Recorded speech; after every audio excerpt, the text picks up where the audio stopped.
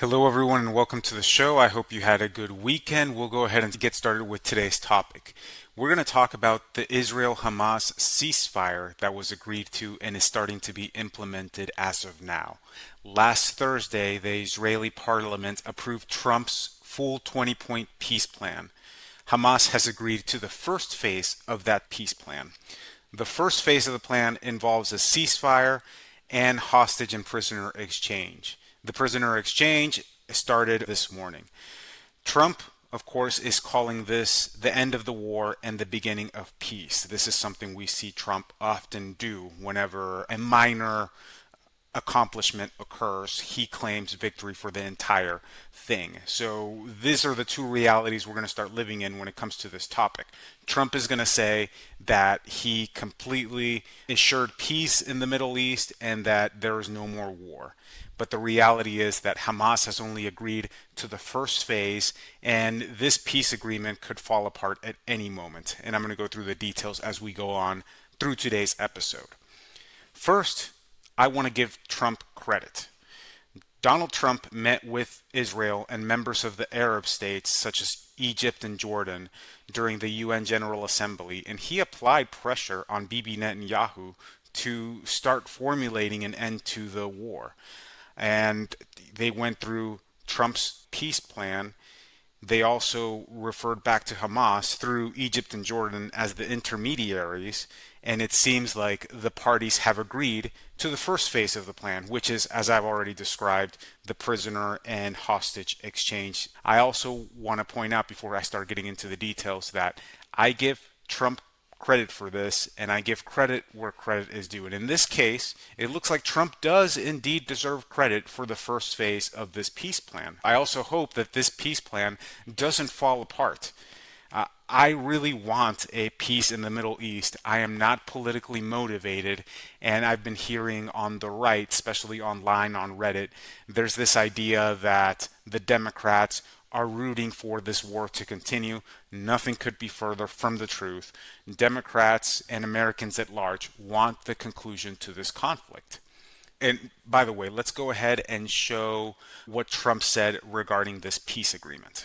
Mr. President, Mr. Prime Minister, Mr. Speaker, esteemed members of the Knesset and cherished citizens of Israel, we gather on a day of profound joy, of soaring hope, of renewed faith, and above all, a day to give our deepest thanks to the Almighty God of Abraham, Isaac, and Jacob.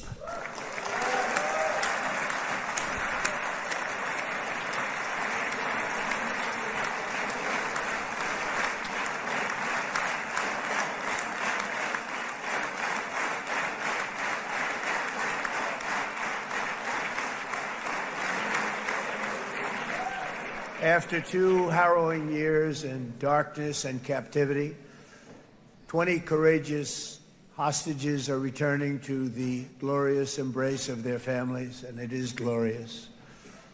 28 more precious loved ones are coming home at last to rest in this sacred soil for all of time.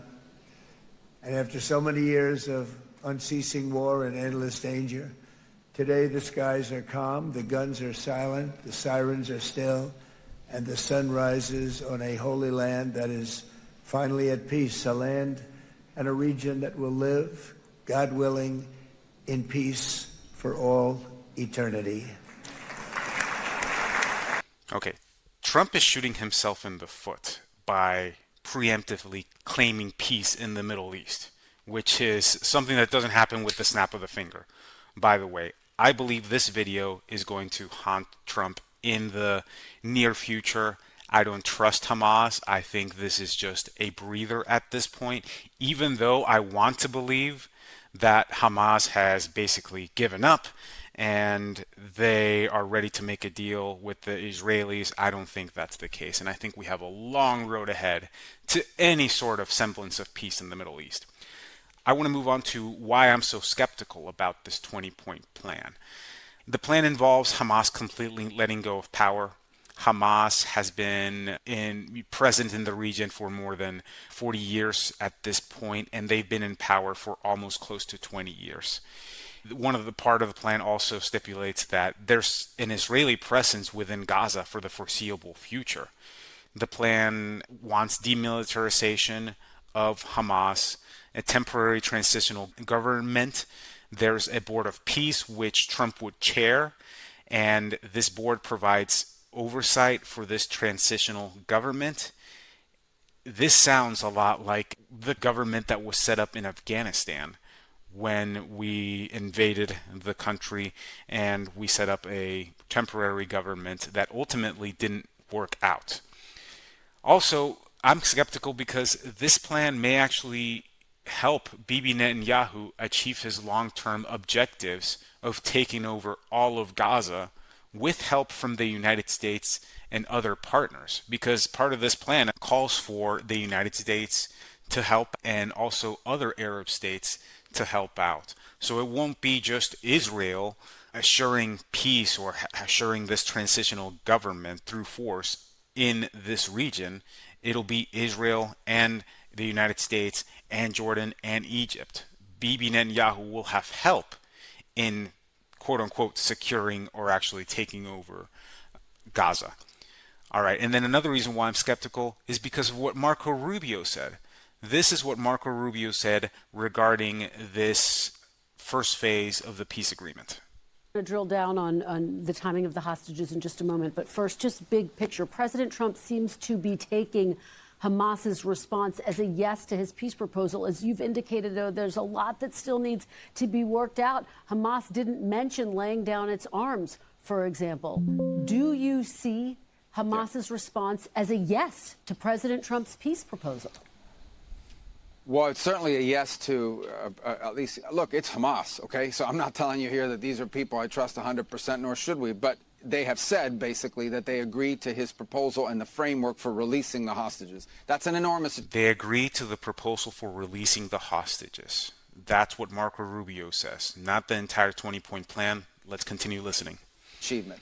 They've also agreed in principle and generalities to enter into this idea about what's going to happen afterwards, the Palestinian technocrats, etc.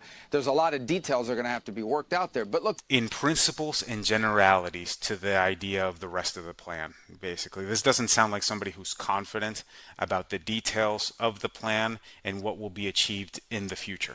This is a plan that the president put forward, but let's remember, it has the strong support of the UAE, of Qatar, of Egypt, of Saudi Arabia, the Turks, Indonesia, all these others. So there's a lot of international pressure on Hamas to make this happen, and we're going to need them and the European Union, and countries from around the world to also participate in making this thing work. So that second phase, the phase you're discussing, the disarmament, demobilization, that's not going to be easy. That's going to be hard, but it is really important because without it, without demobilization, you're not going to have a lasting peace. A lot of work has to happen there, and we acknowledge that, and we want it to work out, and we're going to do everything we can to make it work.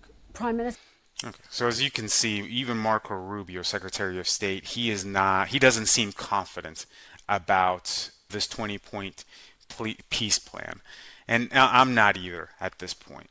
It just seems like Trump said that there was peace in the Middle East finally, and this is an issue that has been going on for generations. It's really hard to ensure peace in the Middle East, and Trump is claiming victory for it, and I think he's wrong in this case. I commend him for getting the first phase with Hamas laid out and agreed to. That's great, but the rest of it I would not claim credit for at this time. With that being said, that's our episode today, and I will see everyone tomorrow.